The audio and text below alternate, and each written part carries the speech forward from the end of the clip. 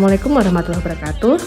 Selamat datang teman-teman di channel saya bersama saya Puspa Novitasari dalam mata kuliah Manajemen Sumber Daya Manusia. Sebelum kita mulai perkuliahan pada kali ini, teman-teman jangan lupa untuk klik like, subscribe, dan komen sebagai bukti kehadiran.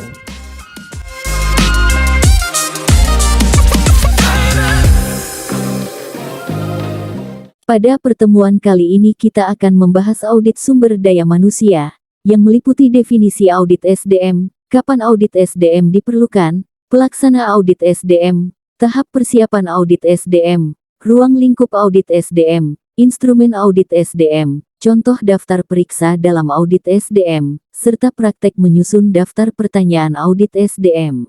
Teman-teman silakan menyimak dan mencatat poin penting dalam pembahasan ini. Salah satu fungsi manajemen adalah pengendalian controlling.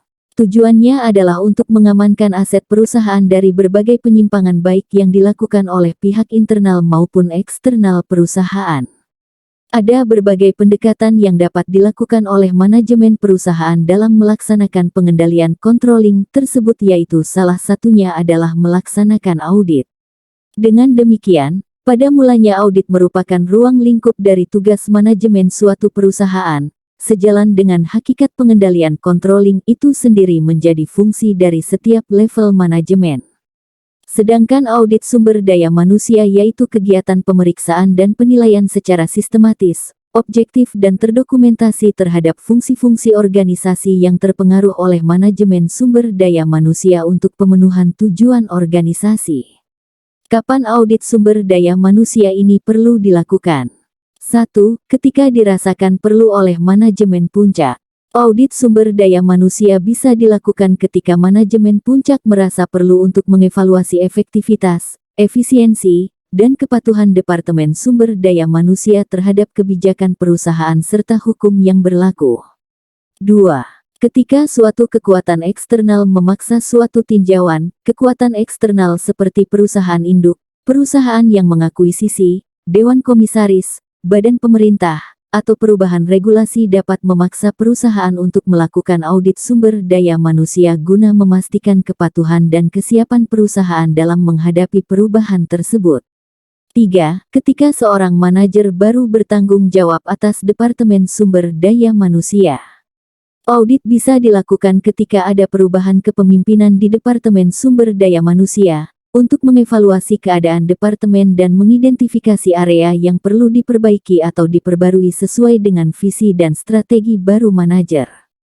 4. Ketika suatu keinginan spesialis sumber daya manusia untuk meningkatkan praktik dan sistem sumber daya manusia perusahaan. Audit bisa dilakukan atas inisiatif spesialis sumber daya manusia untuk mengevaluasi praktik dan sistem yang ada dalam perusahaan, guna mengidentifikasi peluang perbaikan atau peningkatan dalam manajemen sumber daya manusia. 5. Ketika suatu perusahaan menghadapi perubahan signifikan dalam dunia usaha. Perubahan seperti penurunan bisnis, ekspansi yang gencar, ancaman sedikit pekerja, atau perputaran karyawan yang tinggi, dapat memaksa perusahaan untuk mengevaluasi kembali manajemen sumber daya manusia guna menghadapi tantangan baru yang muncul. Siapa saja pelaksana audit SDM? 1. Audit SDM dapat dilakukan oleh auditor internal yang secara formal telah dibentuk dalam suatu perusahaan untuk melakukan audit pada seluruh fungsi organisasi. 2. Audit SDM dilakukan oleh manajer SDM atau spesialis SDM yang ditunjuk untuk melakukan audit dengan pendekatan self-assessment. 3. Audit SDM dilakukan oleh tenaga spesialis SDM senior terhadap fungsi-fungsi non-SDM. 4. Audit SDM dapat dilakukan oleh tenaga ahli manajemen SDM dari luar perusahaan atas persetujuan pimpinan perusahaan. Sebelum dilakukannya audit SDM, perlu disusun beberapa tahapan, yaitu 1. Tujuan audit SDM. Audit SDM ditujukan untuk membantu memecahkan persoalan-persoalan yang dihadapi dalam perspektif SDM untuk memastikan tercapainya tujuan organisasi secara fungsional maupun keseluruhan.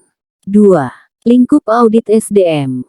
Lingkup audit membatasi pada objek-objek perhatian yang direncanakan akan diaudit dalam satu siklus audit. Pembatasan lingkup audit perlu Dilakukan agar dalam pelaksanaan audit dapat tepat sasaran. Audit dapat dipilih terhadap unit-unit yang sedang mengalami masalah atau karena ada permintaan khusus dari manajemen. 3. Objek audit. Penekanan terhadap objek audit perlu dipertimbangkan dengan seksama. Tidak semua objek audit perlu diberi penekanan yang sama. Hal ini mengacu kepada prinsip efektif dan efisien, agar masalah dalam organisasi dapat ditangani dengan baik. 4. Alokasi waktu. Waktu merupakan faktor yang penting dalam pelaksanaan audit. Auditor harus memanfaatkan waktu yang telah direncanakan agar sesuai dengan apa yang telah dibuat dalam kertas kerja. Alokasi waktu penting, mengingat bahwa dalam pelaksanaan audit merupakan salah satu biaya yang dapat membebani perusahaan bila tidak ditangani secara efisien.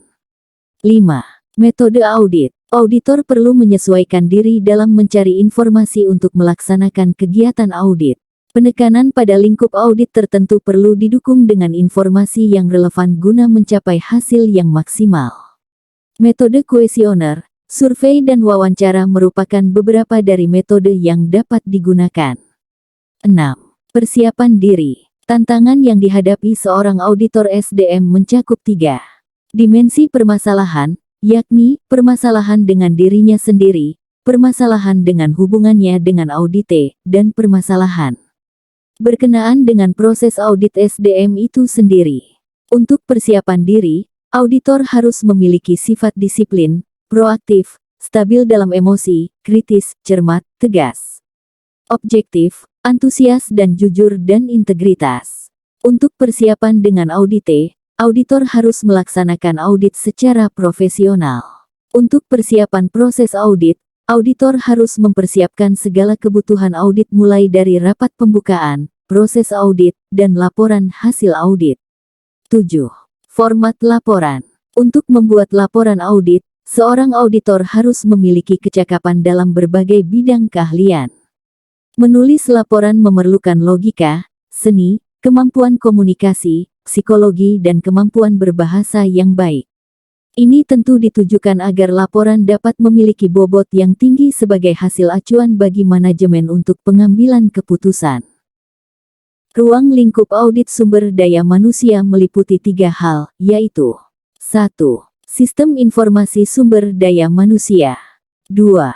Penyediaan dan pengembangan karyawan. 3. Pengendalian dan evaluasi organisasi. Ruang lingkup yang pertama yaitu sistem informasi sumber daya manusia. Ruang lingkup ini meliputi 1. Informasi analisis jabatan, yang terkait dengan standar jabatan, deskripsi jabatan, dan spesifikasi jabatan. 2. Perencanaan SDM, yang terkait dengan estimasi permintaan dan penawaran, inventori keahlian, serta bagan dan ringkasan penggantian. 3. Administrasi kompensasi, yang terkait dengan tingkat gaji, upah, dan insentif, paket tunjangan, serta layanan perusahaan bagi karyawan. Ruang lingkup audit SDM yang kedua yaitu penyediaan dan pengembangan karyawan. Ruang lingkup ini meliputi 1. Rekrutmen, yang terkait dengan sumber rekrutmen, ketersediaan calon karyawan, serta lamaran kerja. 2. Seleksi, yang terkait dengan rasio seleksi, prosedur seleksi, serta kesetaraan kesempatan. 3. Pelatihan dan orientasi, yang terkait dengan program orientasi, tujuan dan prosedur pelatihan, serta tingkat pembelajaran. 4. Pengembangan karir, yang terkait dengan keberhasilan penempatan internal, program perencanaan karir, serta upaya pengembangan SDM. Ruang lingkup audit sumber daya manusia yang ketiga yaitu pengendalian dan evaluasi organisasi. Ruang lingkup ini meliputi 1. Penilaian kinerja, yang terkait dengan standar dan ukuran kinerja, teknik penilaian kinerja, serta wawancara evaluasi. 2. Hubungan karyawan manajemen, yang terkait dengan kepatuhan hukum, hak-hak manajemen, serta penyelesaian perselisihan. 3. Pengendalian SDM, yang terkait dengan komunikasi karyawan, prosedur kedisiplinan, serta prosedur perubahan dan pengembangan. 4. Audit SDM, yang terkait dengan fungsi SDM, manajer operasi, serta umpan balik karyawan. Dalam melaksanakan audit sumber daya manusia, diperlukan adanya instrumen untuk mengukur hasil dari audit tersebut. Instrumen-instrumen yang digunakan dalam audit manajemen sumber daya manusia meliputi 1. Wawancara. Wawancara dengan karyawan dan manajer adalah suatu sumber informasi mengenai aktivitas sumber daya manusia. Komentar mereka membantu tim audit mencari bidang-bidang yang membutuhkan perbaikan. Kritik dari karyawan dapat menunjukkan tindakan-tindakan yang harus diambil oleh departemen untuk memenuhi kebutuhan mereka. Demikian juga, sumbang saran. Manajer dapat mengungkapkan cara-cara untuk memberikan mereka servis yang lebih baik. 2. Kuesioner. Karena wawancara itu menyita waktu dan mahal serta kerap hanya terbatas pada sedikit orang, banyak departemen sumber daya manusia yang menggunakan kuesioner untuk memperluas lingkup riset mereka. Selain itu, kuesioner juga dapat memberikan jawaban-jawaban yang lebih terbuka dibandingkan wawancara tatap muka. 3. Daftar periksa. Merupakan pedoman pemeriksaan berisi checklist terkait item-item yang akan diperiksa. Berikut merupakan contoh format daftar periksa dalam audit sumber daya manusia. Bagian awal tabel menginformasikan data identitas seperti nama perusahaan, klausul pernyataan, periode audit, serta nomor dokumen. Bagian inti tabel menginformasikan tabel daftar periksa yang menampilkan kuesioner dan langkah kerja, jawaban, serta komentar atas setiap pernyataan dalam daftar periksa tersebut. Dan di bagian akhir menginformasikan identitas pembuat daftar periksa tersebut. Selanjutnya kita akan coba praktek menyusun daftar pernyataan dalam audit SDM. 1. Tentang perekrutan, daftar pertanyaannya yaitu: bagaimana mencari sumber daya untuk calon karyawan? Bagaimana calon karyawan dipilih dan diseleksi? Bagaimana pemenuhan secara aspek hukum tentang perekrutan? Apakah proses yang sama dilakukan untuk semua jabatan dan semua lokasi? Apakah proses dan prosedur dijalankan dengan konsisten? 2. Tentang kompensasi. Daftar pertanyaannya yaitu: apakah ada kebijakan kompensasi untuk setiap tingkatan, misal manajerial, staf dan pekerja? Bagaimana menentukan kebijakan gaji pokok? Apakah sistem pembobotan jabatan digunakan? Apakah uraian jabatan selalu diupdate? Apakah gaji tidak tetap variabel ada dalam pelaksanaannya? Bagaimana penentuan kenaikan gaji? Apakah gaji dikaitkan dengan sistem penilaian kinerja? Apakah sistem penggajian sudah mengikuti aturan dan regulasi yang berlaku? Apakah pemberian tunjangan sudah memenuhi persyaratan yang berlaku? Apakah proses yang sama dilakukan untuk semua jabatan dan semua lokasi? Apakah proses dan prosedur dijalankan dengan konsisten? 3. Tentang ketenagakerjaan.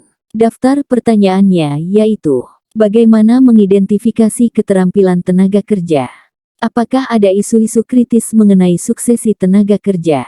Apakah ada distribusi tenaga kerja yang tidak lazim berdasarkan umur, jenis kelamin, Bagaimana perencanaan tenaga kerja dilakukan?